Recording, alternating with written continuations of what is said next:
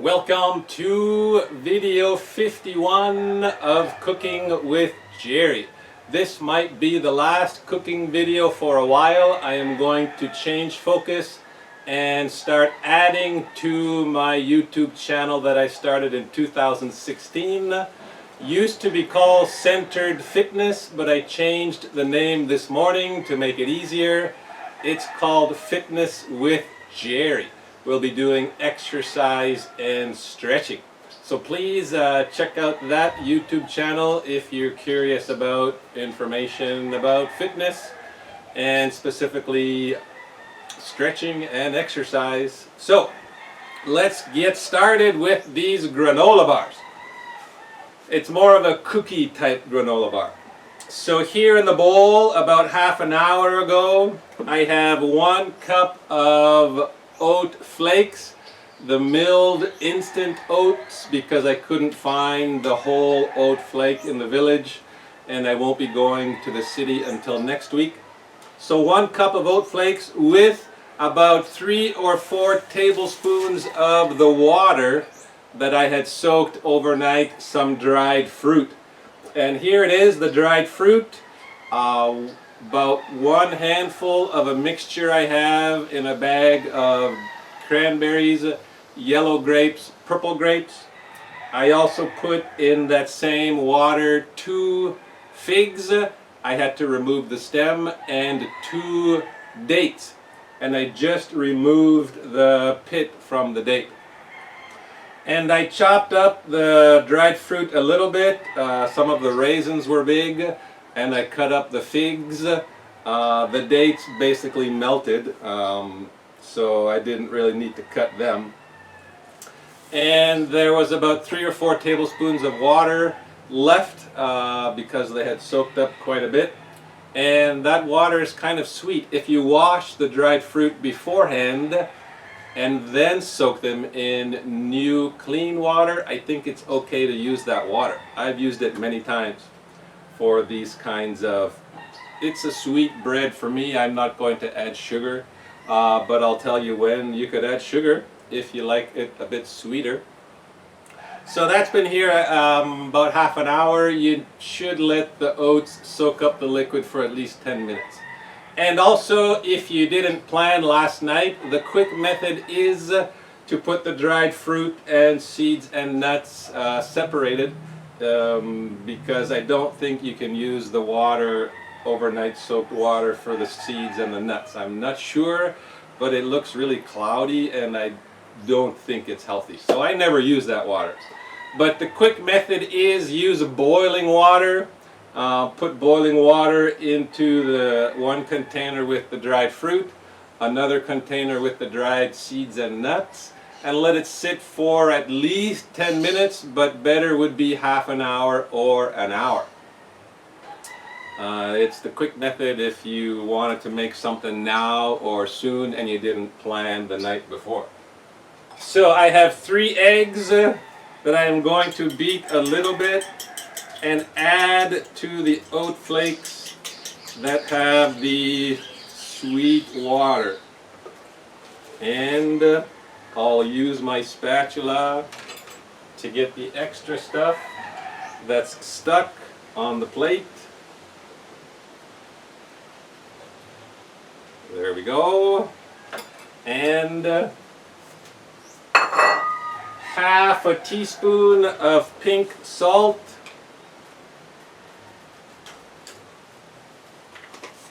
And about 1 tablespoon of virgin olive oil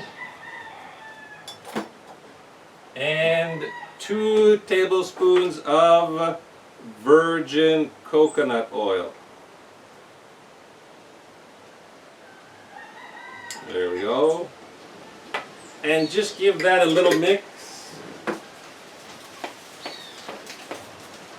The oat flakes are now a bit hard because there wasn't a lot of water.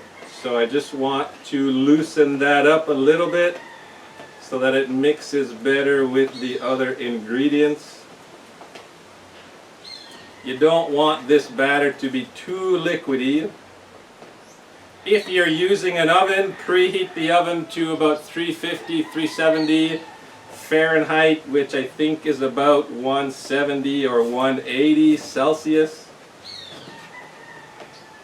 I'll be using the grill. I have already prepared some hot wooden embers.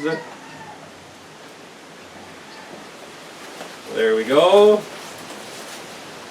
And now the remaining ingredients.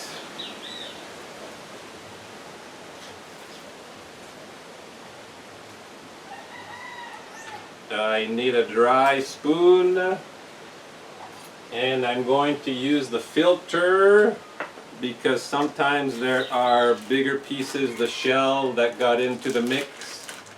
This is sacha inchi powder, very similar to almond flour. So I'm going to put 4 tablespoons of this sacha inchi powder.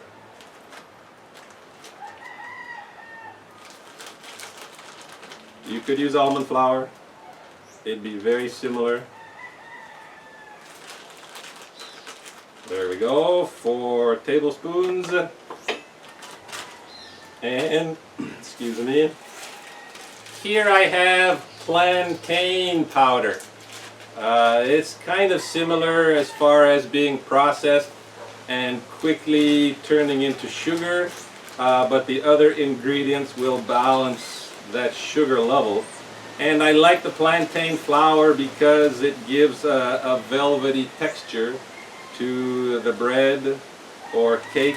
3 tablespoons.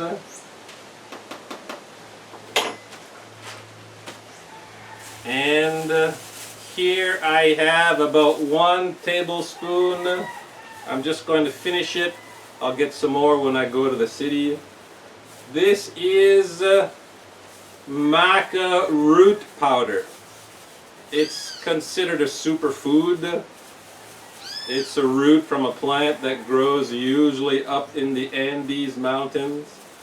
And that looked like to be a little bit more than 1 tablespoon. But it's okay. It's got a nice flavor, lots of nutritional value added. Get the remaining. There we go. And this one is 7 seeds powder. Also almost at the end. I'll get some more next week. It's a combination of seeds, and for me the dominant flavor is the anise seed, which gives it that nice, nice little flavor. So those are going in. Empty out the bag.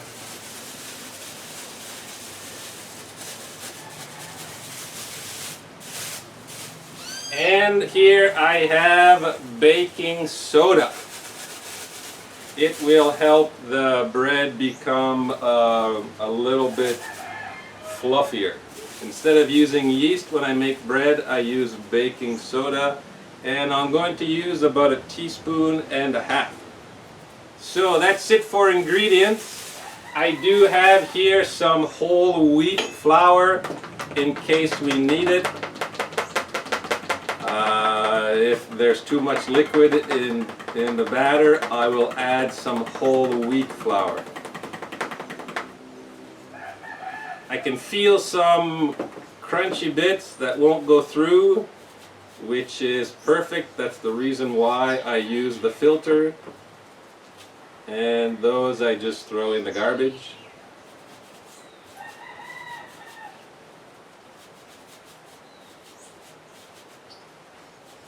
There we go.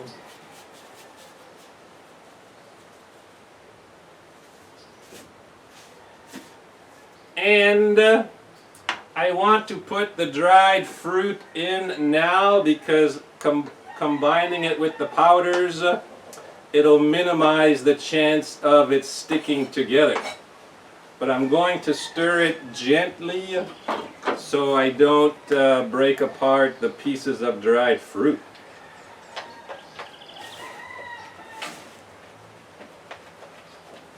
Yeah, it looks perfect. But I think still a little bit moist. The problem with it being too moist is it'll stick to the oven paper. So I am just going to add with a dry spoon, I think I need 2 tablespoons of whole wheat flour. Whole wheat flour is basically the same as regular wheat flour in terms of being converted to sugar very quickly once it enters your stomach. It has a little bit of the wheat bran, which is good. No, 2 more. So that will have been 4 tablespoons. And part of what I wanted to show with these videos is you don't have to be precise. Many people tell me they don't bake because they think the measurements need to be so precise, so they hesitate. But as you saw, I adjusted at the end, and now here are the nuts and the seeds.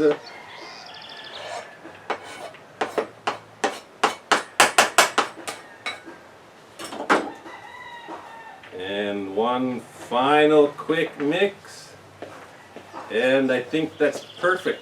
You can make a much bigger batter, much easier in an oven. Here I have to keep the batter fairly small because the heat, it's not a very efficient transfer of heat.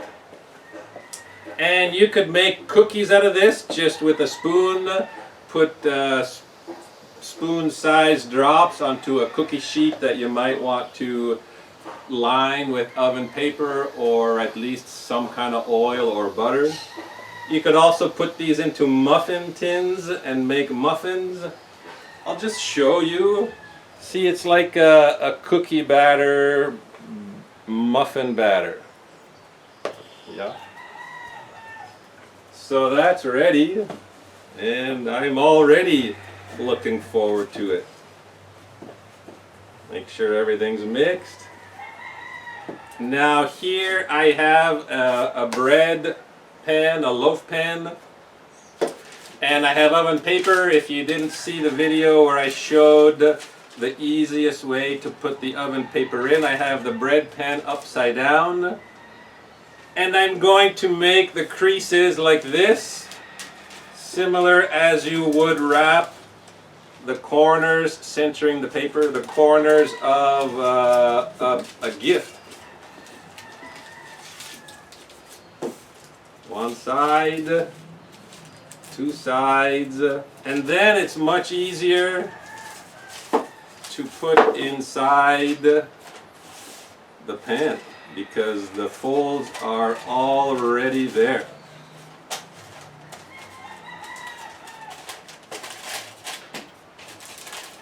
And if you're putting it in the oven, you don't really need to cut away the excess, but because I am going to put this in a little tin foil container, I want that paper to be cut away so there's a better seal. It won't be a perfect seal,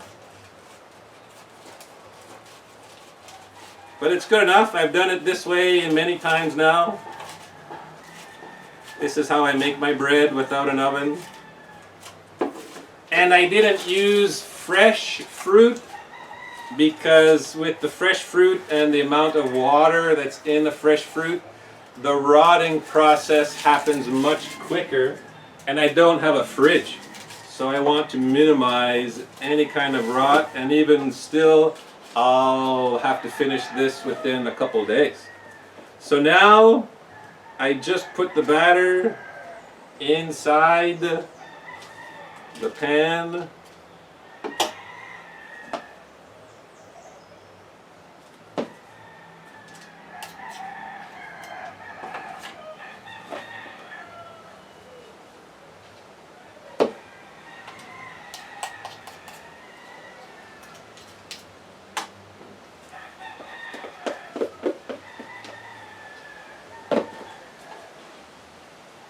If you get any of the batter on the bread pan, I suggest you wipe it off because it will cook and potentially burn on the bread pan, and it'll also make the cleanup a little bit more difficult at the end.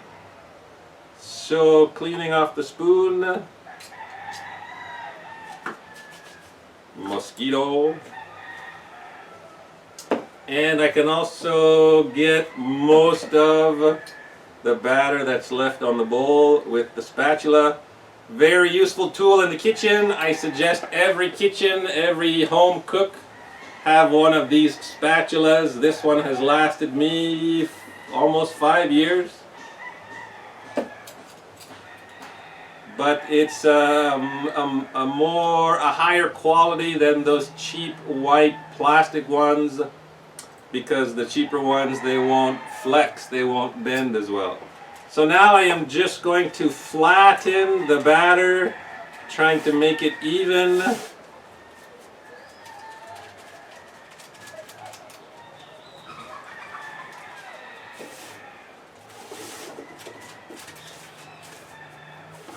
There we go. Remove the residual stuck on the spoon. And I'm just going to knock it down a little bit just to make sure it goes flat. And let me show you, it looks perfect. There are some ridges, and that'll be nice because it'll become a little bit crunchier. So the first step of this process will take about 40 minutes. And I have this as a container that I made out of one of those big oval aluminum serving trays. I cut it in half and then just molded it to be able to fit this bread pan. And I'm going to put it on the grill. It'll cook for about 40 minutes. And we'll come back and I'll show you the second process, the second part of the process, and I'll also have time to clean up. So stay tuned, we'll be back in 3 seconds. Okay, it took a little bit longer than the 40 minutes I had anticipated. I think mainly because there's a bit more batter than I normally use, and because I use low-grade charcoal, which is basically the leftover wood from the previous times I do this that didn't get burned. Charcoal is made by cooking wood, but not actually burning the wood. So I was using a lot of that for the heat. But it's here, it looks great, and it smells really good. So now, I removed it from the heat about 10 minutes ago to let it cool and kind of hold its shape. If you want it to be a moist granola bar, then it's done. What you'll do is you'll cut it into rectangular shapes or squares, whatever you like. I need to continue the cooking because with this kind of cooking method, with the inefficient transfer of heat, the middle part doesn't get cooked as much as the outsides. So I'll show you what you would do if you want to have more of a crunchy granola bar. And also, this is the way they make Italian biscotti. You cook it the first time and then you put it back in a second time for about 10 or 15 minutes, and that way it gets crunchy, all the sides get a bit of a crust. So that's what you would do, and that's what I am going to do. I am going to cut it in half, and then I'm going to cut it in half again. And if it's flat enough, what you make, if you put the batter in a big rectangular oven tin, then just cut it lengthwise and then put it back in the oven. But I am going to do it this way. Each of those quarters I am going to cut into 3.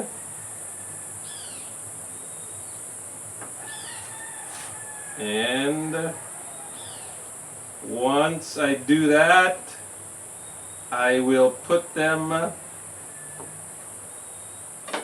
oh, it smells so good. I'm going to put them on this, and I'm putting the middle part down because that's the part that needs the extra cooking.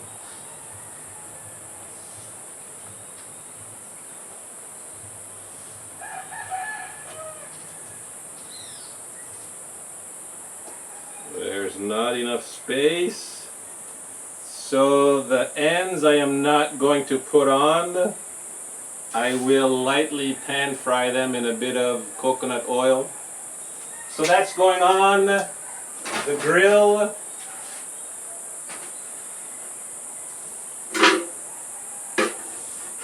And probably about 10 minutes each side. So in 10 minutes I'll flip them over and then it'll be done. What I wanted to mention from the first segment is I didn't tell you when to put the sugar, but I was able to use the edit mode and I told you when. I didn't say how much. How much you put depends on how sweet you want it. Banana is a great alternative to sugar. There's a lot of sugar in banana and it'll be a combination granola bar, banana bread, cookie. But how much you put, if you make a big one, you can try half a cup of sugar. Brown sugar has a bit more flavor than the white sugar, if that's not sweet enough. Next time put more sugar. If you add chocolate chips, better the dark chocolate chips because there's less sugar, but still a lot of sugar, or just the semi-sweet or milk chocolate chips, then you don't have to put as much sugar. You could also put other dried fruit, apricot or kiwi or pineapple rings or strawberry, cherry. There's lots of dried fruit available, depends on what you like and what you can find. And I also didn't mention about the nuts, the quantity and what I had. It was 3 Brazil nuts and 10 almonds, but you can put lots of different kinds of nuts, cashews, walnuts, pecans, pistachios, even peanuts. And the quantity you put in, it depends on how much nutrition you want.